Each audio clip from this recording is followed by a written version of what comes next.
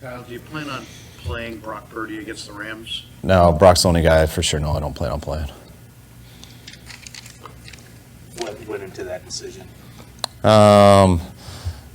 One, you only can you can rest 7 guys if nobody's hurt. If you get 2 practice squad guys up, we have at least 6 guys injured right now. So I only know for sure we can rest 1 and someone with our starting quarterback.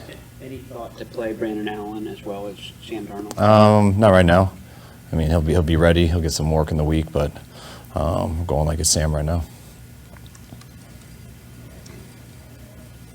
Chemistry-wise, is this a tricky thing because you got a bunch of guys, you can't rest everybody, as you said, and some guys have injuries, some guys don't, some guys are more important to your plan. How do you negotiate that and handle that so you don't have bad feelings in your room? You explain to everyone that it's not an option, and you explain to them why so they get that.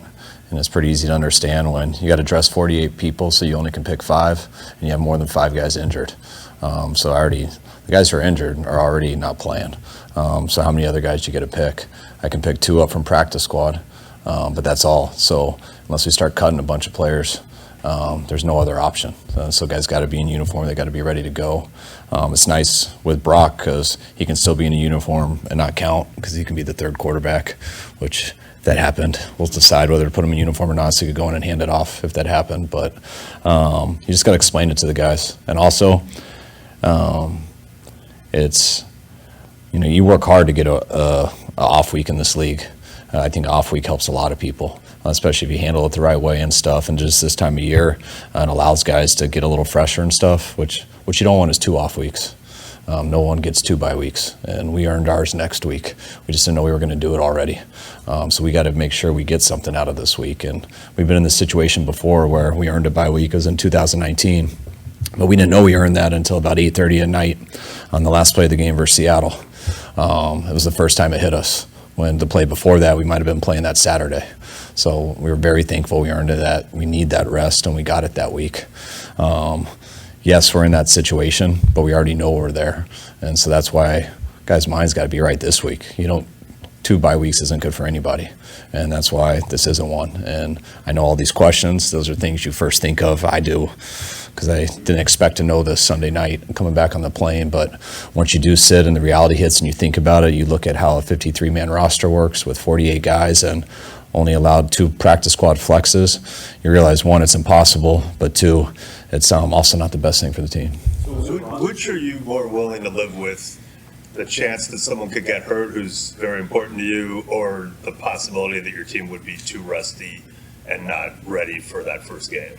It's not about the rusty. It's about, 1, how you pull off a game. Rusty isn't always about the game. Rusty is how you treat the week. And the game is how you treat the week.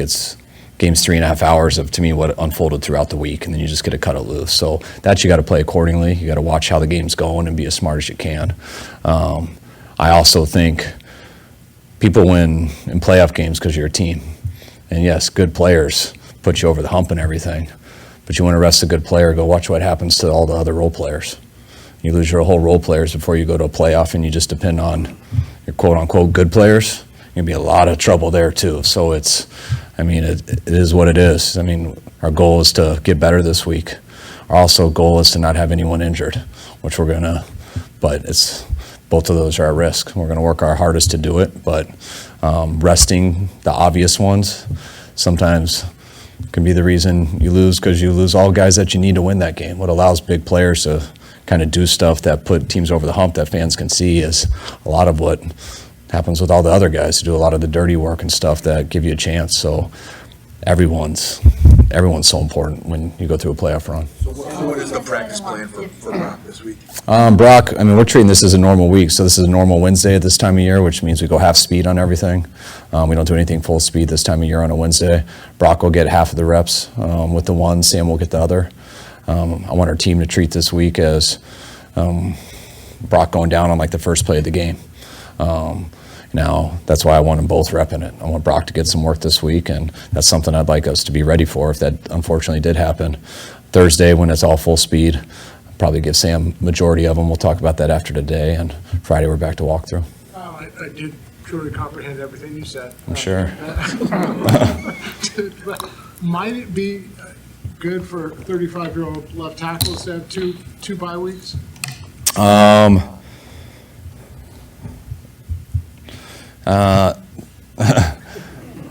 No, I don't think it's good for anybody to take 2 weeks off. So, not at all. You should see how Trent was when he came back after a month off, or 3 weeks. It's not good, but we'll see how the game goes and everything. But his mindset this week's got to be that he's getting ready to play. It's obviously the amount of players that you have as opposed to what you have in the preseason and the way you're approaching this game, it's dramatically different. But in terms of the game plan part of it and what you're going to put in and use without divulging anything, is that preseason like? I mean, yeah, there's a good chance we're playing this team in 2 weeks, so I think both sides will be pretty vanilla on that. I'd be surprised if there's too much stuff, but we also know each other pretty well, both teams and the schemes, and when we play each other, I don't think a lot goes into that anyways. But every game affects the next game, so we're going to be smart how we do everything. You're not really preparing for the Rams, but how have they improved as the season's gone on? We're preparing for the Rams, big time. We could see how good they could be in week 2.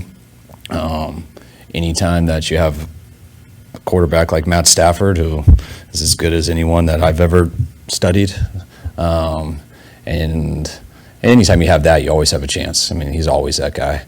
But where they've improved the most is how much their run game's going. It's as good as any run game in this league. You put those together with that type of quarterback. Their defense started out with a lot of young guys, but they've played all year. That's what we had to do in 17 and 18. And when you have a generational play out there with Aaron Donald, with what they're doing on the other side, that gives them a chance to be just as dangerous as anyone in this league. Obviously, you're happy to have the 1 seed, but is this balancing who rests, who plays, how much, one of the harder things you deal with this cookie? I mean, it's just different. I mean, harder is when everybody's hurt and you don't feel like it's going to be really hard when you watch that tape to figure out how to win. So I'd say those are the worst. This is just different. It's stuff that you think it's going to be one way because you haven't totally thought through all of that. And then once you really sit down and think about it, you realize that's not really at all what people think it can be. I mean, I want to try to do everything as much as anybody thinks we should. But then when you really think about all the things that connect, it's not that simple. And this is what I got to make sure is this week doesn't hurt our team. And that's what we're going to make sure of. Have you thought about how much, the 48 guys you suit up, how many can you get by with playing in a game? Is it 40, 38? Have you thought about that? Yeah, and which one of those guys got hurt? That's why there's no absolute. You can get by with 22 if I'd say 1 out of 1,000 times. But I mean, like, it just all depends how something plays out. I mean, it wasn't until a couple of years ago they allowed an 8th lineman to get up. And if they wouldn't have had that new rule, we would have done our last 3 series of Baltimore with Charlie Warner playing tackle. So, I mean, that stuff happens. We went 20 years without having to play a third quarterback, and then all of a sudden it happened, an NFC championship game. So, when we were in Atlanta, we went all year only dressing 2 running backs, and that didn't hurt till the Super Bowl. When we lost Tevin for the whole game and Devontae was hurt. So, like, it's all risk, and that stuff you got to balance out, and that stuff you got to be ready to see how it goes. But it's, man, you got 5 receivers up. You want to sit a couple. Well, how do you get practice squad guys up? You can get 2. Well, we also have a corner down in Ambry who had surgery. We had Gip, who probably won't be able to go with his thigh. Eric Harris is out of practice squad. So get another. We're already down to Logan Ryan. So do you go with 3 safeties, or do you cut people to get up an extra practice squad guy receiver? Christian probably not going to be able to go. Isn't. So do we go with 2 backs in that situation and just ride one, or do we flex one of those practice squads and go with 1 less safety and 1 less corner and only have 3 or 4 there, which maybe could work unless someone gets a cramp.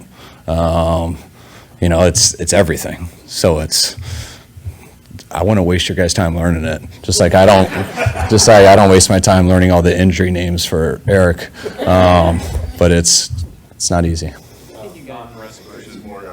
There's a motion you do mostly with Christian, but sometimes with other guys. It's kind of like a shuffle to the side that looks, I don't think a lot of other teams in the league do it. What are sort of the benefits of that motion where he sort of might end up in a weird position behind the line, and What are the drawbacks? Just watching how it moves the defense, getting people out of positions, watching people's adjustments, how they're going to treat it. I mean, when people haven't seen it before, then it's cool, but then they see you do it, so they adjust to it, and you see what that does to people, and does it help something and open up another, but it's just about getting people to move. You mentioned Gibson may not play this week. Is there any concern with him or Feliciano? Those are kind of the two new additions here. No, I mean, Gip ended up, I think we got yesterday, he had a quad strain. So, I mean, that could be anywhere 7 to 10 days. So the odds aren't, I mean, that can heal faster too, but just with our situation, the odds aren't there. And Feliciano, new thing came up, but and we feel pretty good about it. So we'll just see how the week goes out. You guys have 6 return to IR designations left. Is that on purpose? I mean, did you guys resist putting some players on IR just so that you'd have a lot heading into the playoffs to use? Well, also, I mean, last year we ran out of them. You know, we didn't think we'd have them all, and then towards the end of the year we had to, I think, decide between Ridgeway and Jimmy, and we ended up losing Ridgeway because of that. So we wanted to make sure. I mean, we didn't want to do any just to do it. Sometimes you got to do it because it's close to that time, and you got to help get other guys on your roster. But we didn't have as many of those situations this year, so we got extra left. But that does help you when guys do get hurt. It just allows you not to lose them, so you can get someone else on your roster. In a way, is this more stressful for you to coach a week like this than if you needed to win this game to clinch? No. Yeah, no. This is just stuff that's a little annoying to think about, but once you kind of do, which, you know, we had time to do that the last couple of days, and I just had to talk to some players so they understand it, then we're good. We're going to enjoy this week.